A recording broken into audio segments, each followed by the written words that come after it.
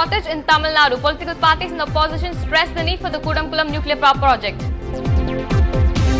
HRD minister terms teacher murdered in Chennai by her student as unfortunate. Suggests both parents and teachers are responsible in bringing up a child. Government school students securing 75% and above the plus 2 examinations in Puducherry to get free laptops. Shops go all out this Valentine season. Loverholics spoiled for choice. Dhanush's much hyped movie Mudu to be dubbed in Hindi.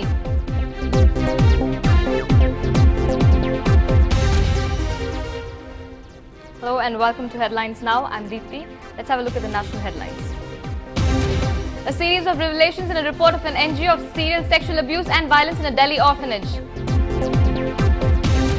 Protests in Baramulla after a youth is killed by firing in security forces. An Indian student from Andhra Pradesh has been stabbed in New Hampshire. Praveen Reddy is in hospital with serious injuries.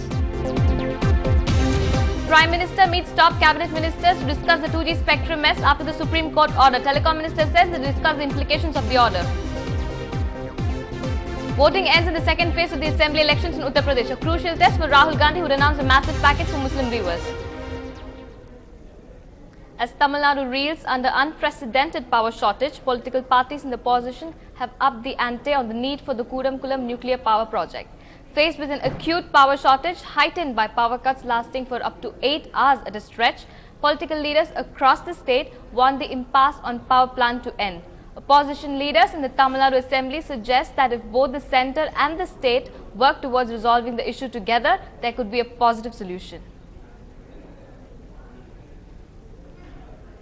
கடுமையான மின்வெட்டு 8 மணி நேரம் அறிவிக்கப்பட்ட மின்வெட்டு, மீதி நேரம் அறிவிக்கப்படாத மின்வெட்டு. இப்பொழுது கூடங்குளம் அணுமின் நிலைய பிரச்சனையில் இந்த மின்வெட்டை காரணம் காட்டி மக்கள் எல்லாம் மின்சாரம் வேண்டும் என்கிறார்கள். இந்த அணுமின் நிலையத்தை எதிர்ப்பது நியாயம்தானா என்ற எண்ண ஓட்டத்தை ஏற்படுத்துவதற்கு மத்திய சர்க்கார் மிக தீவிரமாக இதை பயன்படுத்திக் கொண்டு ஆங்காங்கே ஆட்களை தயாரித்து இவ்வளவு மின்சார 21 அணுமின் நிலையங்கள் இந்தியாவில் இருந்து 2.7% தானே மொத்த மின்சாரம் உற்பத்தி ஆகிறது. அவ இதுவா பிரச்சனைக்கு தீர்வாகும். மின்வெட்டினால் மக்கள் பாதிக்கப்பட்டிருக்கிறார்கள் என்பதில் எந்த சந்தேகமும் இல்லை. சென்ற ஆட்சியிலேயே மின்வெட்டு அதிகமாக இருந்தது. உடனே எதுவும் அதிசயம் நிகழ்ந்துவிட முடியாது. ஆனால் மற்ற மாநிலங்களை விட நமக்கு ஒரு மிகப்பெரிய வாய்ப்பு கையில் இருக்கிறது. என்ன என்றால் கூடம்குளம் திட்டம்.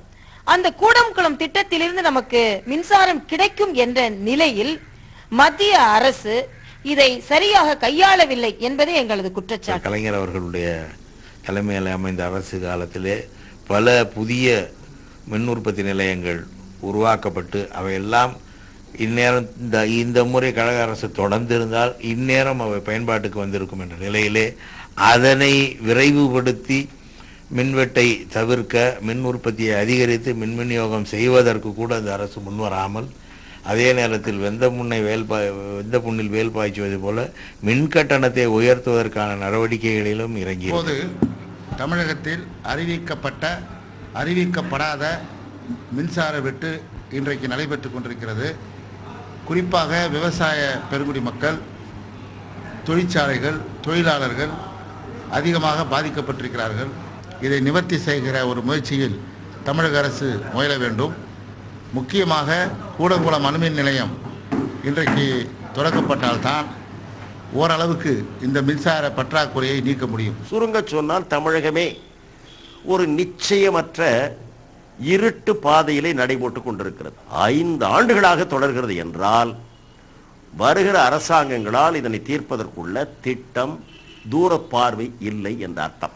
இப்பொழுது அணு மின் சக்தியை பயன்படுத்தலாம் என்று அதில் பீதியை பலமாக கிளப்பி இப்பொழுது கட்டி முடிக்கப்பட்ட கூடங்குளம் அணுமின் நிலையம் உற்பத்தி ஆகாமலே நல்ல நேரம் பார்த்து காத்து கொண்டிருக்கிறது.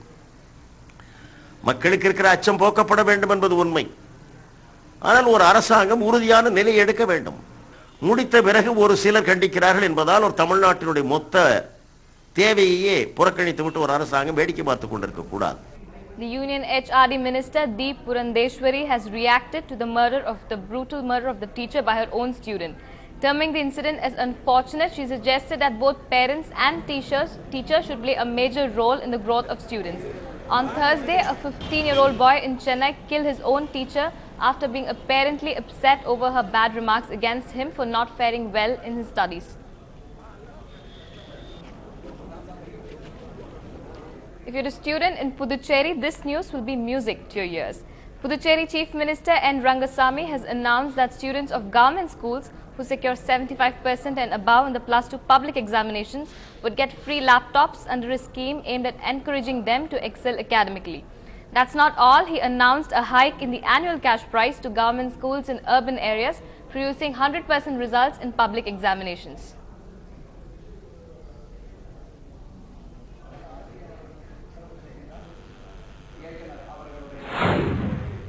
பொதுத் தேர்வில் 12ஆம் வகுப்பு பொதுத் தேர்வில் 75 விழுக்காடுகளுக்கு மேல் மதிப்பெண் எடுக்கின்ற மாணவர்களுக்கு லேப்டாப் மடிக்கணினி வழங்கும். ஏன்னா எதிர்காலத்தில் எல்லாமே எல்லாம் அடங்கியிருக்குது. இந்த மாதிரி ஒரு நிலை போயிட்டு இருக்கு. எந்த கல்லூரியில் படித்தாலும் அவங்களுக்கு ஒரு லேப்டாப் வேணும், மடிக்கணினி வேணும்னு கேட்குறாங்க. அதனால் பல குடும்பம் சிரமமாக இருப்பதையும் பார்க்குறோம், வாங்கி கொடுக்க முடியாத நிலை இருப்பதையும் பார்க்குறோம். அதனால் 12ஆம் வகுப்பு பொதுத் தேர்வில் 75 விழுக்காடுகளுக்கு மேல் மதிப்பெண் பெறுகின்ற அரசு பள்ளியில் படிக்கின்ற மாணவர்களுக்கு மடிக்கணினி வழங்கப்படும். We have a short break now. More news and updates to follow. Stay tuned.